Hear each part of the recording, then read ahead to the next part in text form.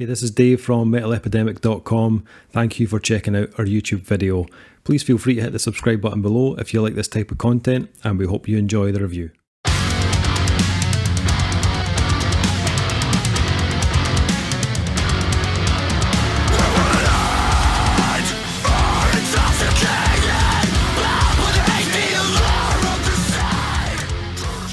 What is up guys, Dave here from Metal Epidemic, back with another album review. And for this review, Duncan Kyle and I have been checking out the new album from Estonian metalcore band Aeons. The band's new album, The Rotten Unknown, will be released on June 18th. So, this is the debut album from Aeons, a band that we hadn't heard of until maybe about a month ago or so.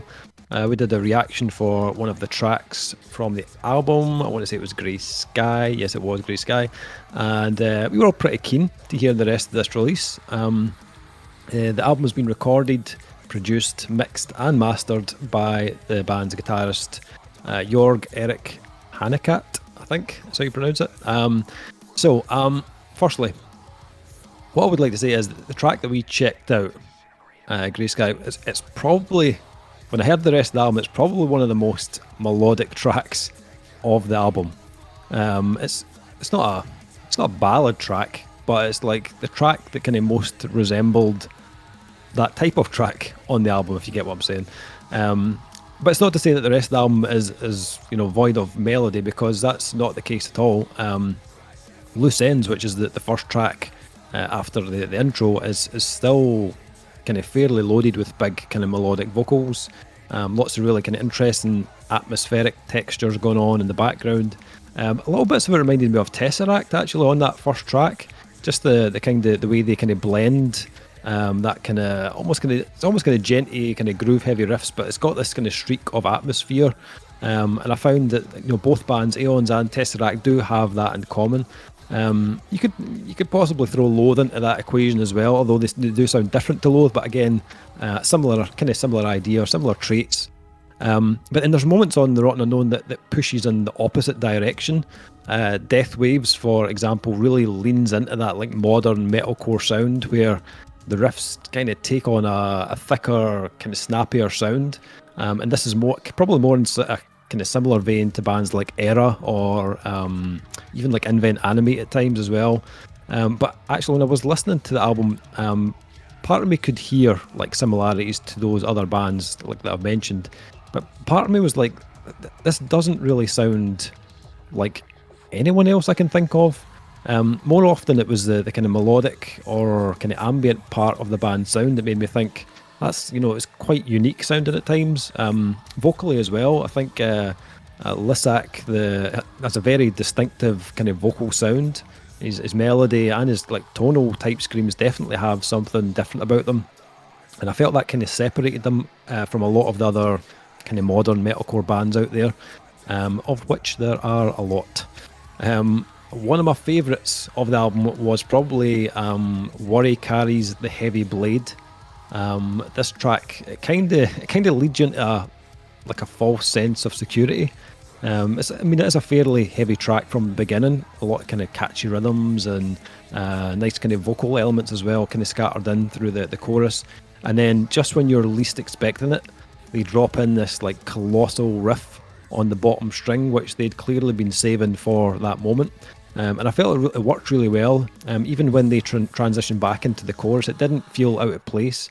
And I think that's one of the reasons I really enjoyed this album. I didn't feel like I was going through the kind of usual motions with it, which I tend to get with a lot of like metalcore albums. You can usually predict what's coming next, but I didn't necessarily feel like this album did that.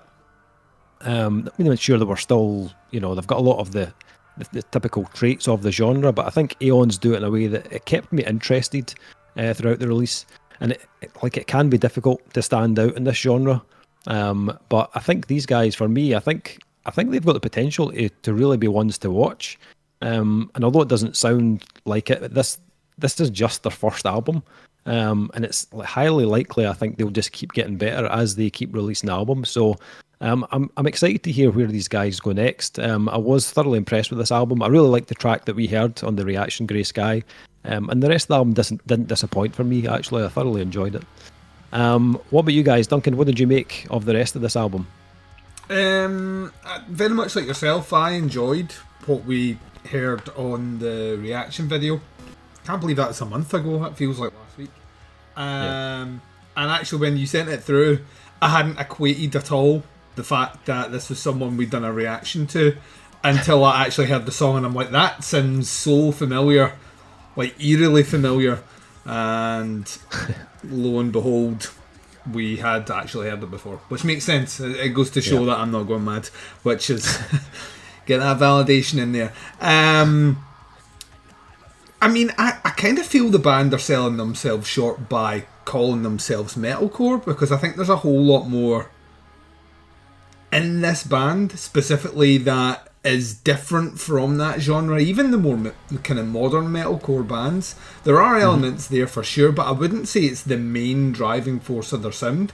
I'd actually go more towards the progressive and the Djent stuff that you mentioned before. I heard huge waves of stuff that I would associate with that kind of British Djent sound that was popular, 7, 8, 9 years ago maybe, before a lot of those bands became prog bands. Bands I was thinking about specifically were like bands like Monuments and to an extent and some of the Grooves, but Tesseract was in the back of my head all the way through, specifically the way that they use kind of audio wizardry in the background. I mean, this is a very, very slickly produced album. It's I mean, it's not produced to the point where I feel that it's lifeless, but it is produced to, you know, there are no blemishes at all in this release. And in a lot of respects, I think it suits their sound. I think they show waves of kind of technical prowess in their playing, which a production like this suits greatly. But when it all does strip out, and like you were saying, when they hit you with a groove, it doesn't feel like the soul of the band's gone at that point. It's still punchy enough and hard enough. What I loved about this is I think you described it as a kind of false sense of security, and I think that's the best way to come from having listened to the single, where it was predominantly based on these melodic hooks, and then when you jump into the album, the melodic hooks are there for sure, but they're not in any way, shape or form what you would expect from that single, which would be a very formulaic approach to, here's your heavy verse, your melodic chorus on every single song. They could easily do that if they wanted, because they clearly can write great hooks and they you know, great songs, and it's very easy to slip into that formula, which would be that metalcore formula. They don't seem to want to do that, and I appreciate that. A lot of the music itself kind of takes you on these unexpected little twists, which I found moreish when listening to it. I've given this a couple of spins now. The other thing I would say is it's nigh on impossible to kind of trace this band's particular sound back to Estonia. I mean, they have a kind of almost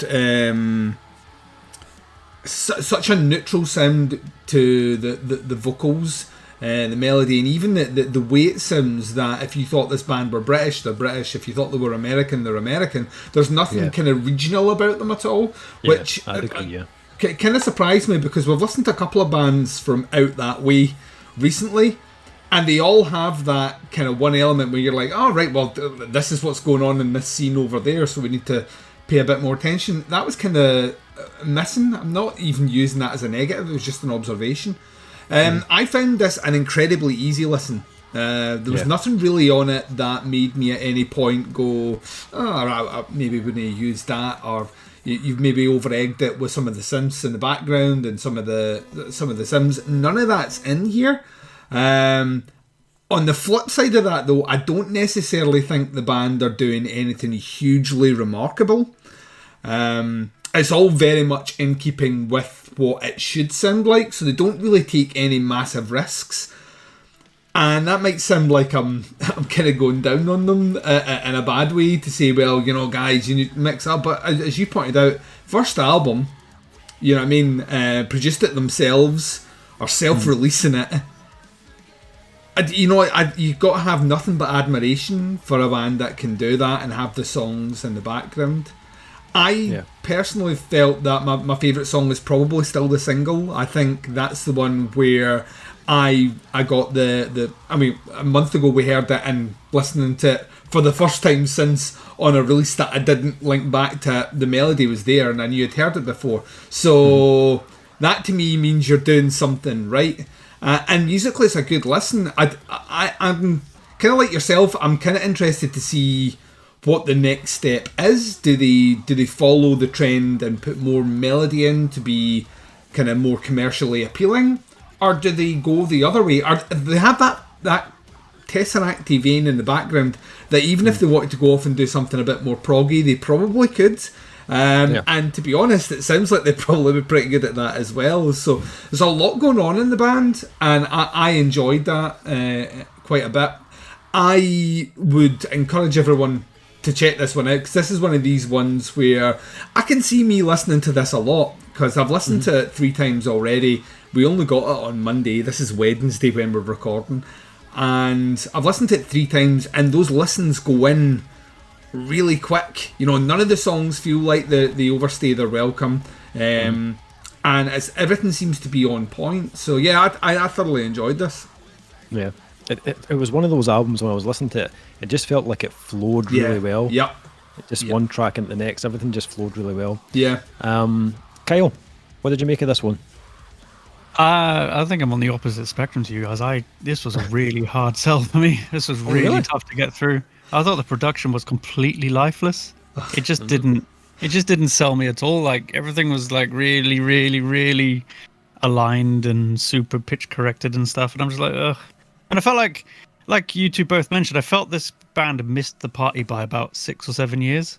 Like, this sound was popular, hugely popular, quite a few years ago, and has kind of died away. And they're not, like you both mentioned, they're not really doing anything remarkable with it. They just sort of sound like those bands back then.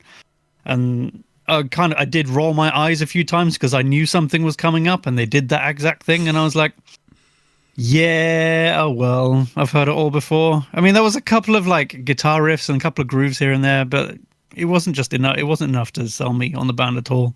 And that, and the fact that there's about 70,000 other bands with Eon or Aeons in their name, I was like, there's a point of originality that these guys just haven't met. That for me, it's just, they sound like how it sounds. They sound like bands from way back then, and there's nothing new about it. They haven't twisted it in any interesting way. If they'd introduced some like local elements, like you said, they were missing, I think it's a bad thing that they haven't introduced that. They just basically copied Tesseract and those kinds of bands and went, we're going to sound like this.